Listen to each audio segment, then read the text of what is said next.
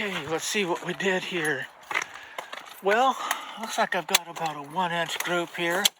3 shots went in there, the 85 grain, and tried some other things. Had to tune it up a little bit. Looking pretty good. All right, now all the excitement's over. Let's send it back to the shop. Take it away, Mike. Will do, but first, make sure that thing is unloaded. And so what caused me to go to a single port muzzle brake? Many years ago, I purchased this very nice looking muzzle brake for a fair amount of money. I believe it was about almost $200, as I recall. And I decided I would thread the barrel on the 25-06 I have and put that on there. That's actually 3/4 by 16. All that worked out well. It matched up. But the problem is, when I took it to the range, all it did is make a tremendous amount of racket. So much so that people around me asked me, "What the heck are you shooting?" And I realized I hadn't done myself any favors. I just let it go because this gun I don't shoot that much. And I figured someday, whenever someday comes, I'll go ahead and change it out and go to something else. Well, someday has finally arrived. I wanted to talk about a couple of things about what a muzzle brake really ought to do. And one of the things, before I forget, I've got this 25 caliber bullet here. I just wanted to demo how it fits down in here. This thing is not a muzzle brake, okay? This is a decorative item, an ornament. But if this were a muzzle brake, this bullet should fit down in there with a very little bit of clearance around there. A few thousandths, well, I'm going to say 10 thousandths, and let's go 15 to be on the safe side. But the way a muzzle brake is really supposed to work is that gas comes down the cylinder here, and then there are ports or slots so that most of the gas is interrupted because behind the bullet there is a barrier that's a few thousandths of an inch bigger, and therefore the gas is going to shoot up. And along with that, the noise, a lot of the noise is going to go up, and you're not going to be anywhere near as affected by it. Before you proceed, anytime that you're going to thread or you're going to try to match something to threads, you need to have a very excellent copy of whatever it is you're getting ready to do. To me, that's job number one. Again, realizing most of you guys don't have lathes, so you can't be expected to do this, but you should know. I mean, frankly, so this little tool right here that I've made actually duplicates very exactly the threads on the barrel I just showed you. And this thing will thread in there very, very nicely. And in fact, could be used to support this if it were turned. But that's all it is. And there's a place to insert a handle if it got stuck. And, you know, that's basically it. So you need to know your threads before you ever get started. At this point, I'm pretty far along. I've got my 304 stainless steel bar and the chuck here. I've already drilled and threaded and tested with my handy dandy little tool. And that goes in very, very well. So I'll spare you the time and the details on those operations. This bar is 1-inch diameter, and I guess the length is about right. Importantly, this was a 25-degree angle. You can't really see it that well. Better here you can see it. I duplicated that, so I've already gone ahead and made sure that we've got the correct barrel matchup before we go any farther. Inside here, it's hard to show. I guess I could try a shot of that.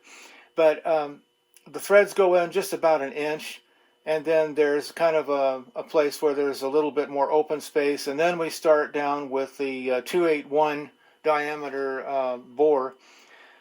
So what I'm going to do is next, I won't bother with this to show you, but I'm going to put a cutting tool in there and open up the chamber a little bit so that it's smooth. And then what I intend to do, after I time the threads on the barrel and not just this tool, so you have to realize that the number of turns you're going to turn, that's got to match up with whatever you're getting ready to put this on. So if you're kind of getting started with a project, good checklist to figure out. I've got to end up with where the barrel and the top of this muzzle brake match up so that when I cut any slots or channels in here, they're going to do exactly what I need. They're going to be up instead of sideways or some other place. And so those will be the next steps. I'm now a lot farther along with the project, and I thought I'd better stop now and talk to you about threading because it's an important thing. And I did not cut the threads on the lathe myself. I decided that where there is a standard to use like a tap, then be sure to do it. If it's possible to do that, I would say your time and effort is going to be rewarded far more quickly and easily. There are two different taps that I use. One was the taper tap. It's got a little bit of a ground down front end so that it will center up and get started quickly, especially in a very hard material like stainless steel. You definitely want to have that. That's a big advantage. And then the second tap is the plug tap, and all it does is it ensures that the tap was completely finished all the way out. And there's some clear space down in here that I may have shown you. And so all that does is ensure we got all of the threads and that we have a full inch of thread just in case we would need it for some reason. All right, so other than that, I mentioned lubricant. Oh, it took quite a while back and forth to rock these. And as I did, it was slow going and the part heated way up. And I think, even with that amount of heat, it continued to work harden. Something to take into consideration. I think the next time around I will never use 304 stainless again. I'll use a 416 and leave it in the annealed state, and that is plenty hard. So now let's talk about the methodology behind actually removal and installation of this. And also let's talk about the overall design because we're getting ready to make those steps come to fruition. First of all, I'm going to do the single port design on it because my research has shown that the one port is as good as 5, 6, 7, or 8 of them because most of the gases are going to come out of that first port. So that will be the way this one goes, and it's a very short break, so it should be able to do that just fine. Now, the other decision to make is how do you intend to install and remove it? So there are some options. You could cut flats along the side, or you could, if you had an indexing machine and knew how to use it, you could actually cut, the hexagonal nut type head on the back or the front. Well, I decided I didn't want to do that, and there's a simple reason. That gives it that cheap government kind of will work, but doesn't look so good look to it. And no, I'm not going to do that. Another thing is, as you put a wrench on things like that, it begins to show. So I don't recommend installing and removing unless you've got a really specific reason to do that. And I can't really think of one in my case. So what am I going to do? Well, I decided the following. I went ahead and drilled the spanner wrench type holes in the front of this brake. They go down about, half an inch or so. And that's kind of consistent with good gunsmithing, at least from my standpoint. It was a little bit more work though because I had to build the wrench to go along with it to ensure that I could do exactly what I'm talking about. And it's got a pretty good sized handle on it in case for some reason like in the past, the other brake I showed you got stuck on the rifle even with the Teflon tape and plenty of lubrication. I had a heck of a time getting it off. Well, I don't want to go through that again, so I've got the wrench ready. I've tested it. It seems to be good. The next objective will be to get our top dead center, mark that, and then start cutting the gas port and do finally the fitting. Just about ready.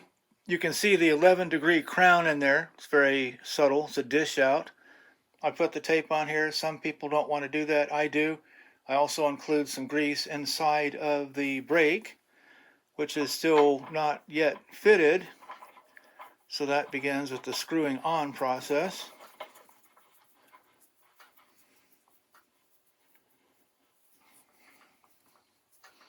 Finish tightening it, and let's put the wrench in. Finish tightening it. A pretty good amount of pressure, I think, can go on it. I don't really think you can overdo it, but anyway, now get it out. And that should do it. And so now all we have to do is mark the top dead center along here. And then we'll be able to cut the gas port. And looks like it matches the contour pretty well. I was hoping to get that done too.